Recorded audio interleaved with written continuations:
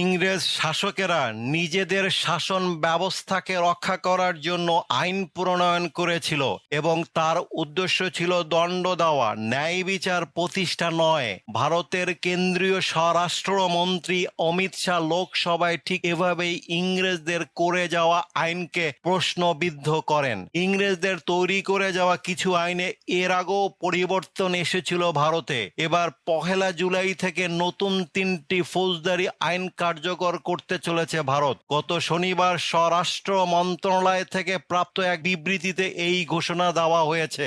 আর এই 3 আইন হলো ভারতীয় ন্যায় সংহিতা, ভারতীয় নাগরিক সুরক্ষা সংহিতা এবং ভারতীয় সাক্ষ্য আইন। ভারতের রাষ্ট্রপতি দ্রৌপদী মুর্মু এই 3 আইন কার্যকর করার ব্যাপারে গত ডিসেম্বর মাসে সম্মতি প্রদান করেন। এর আগে গত 11 আগস্ট ভারতের সংসদের বাদল অধিবেশনের শেষ দিনে অমিত শাহ লোকসভায় এই 3টি বিল পেশ করেছিলেন। এই সময় তিনি বলেন, নতুন 3টি আইন থেকে ঔপনিবেশিক চিন্তাধারা এবং দাসত্বের মানসিকতা দূর করা হয়েছে।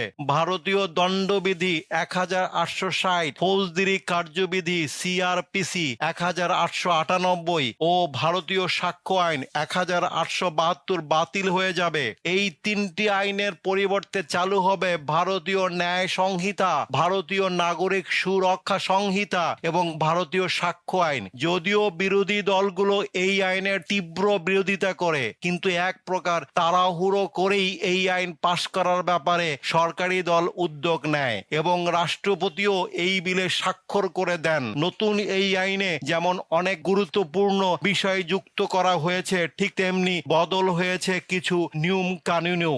নারী ও শিশু নির্যাতনের ক্ষেত্রে কিছু কঠোর সাজার বিধান চালু করা হয়েছে।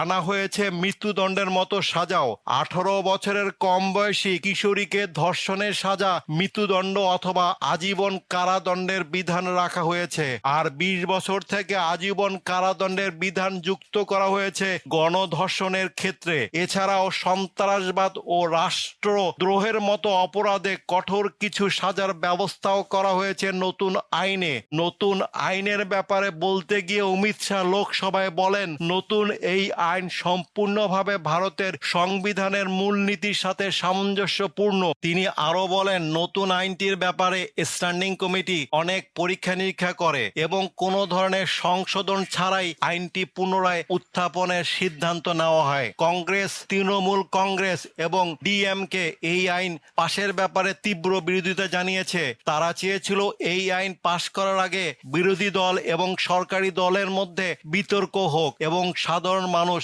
এতে অংশগ্রহণ করুক।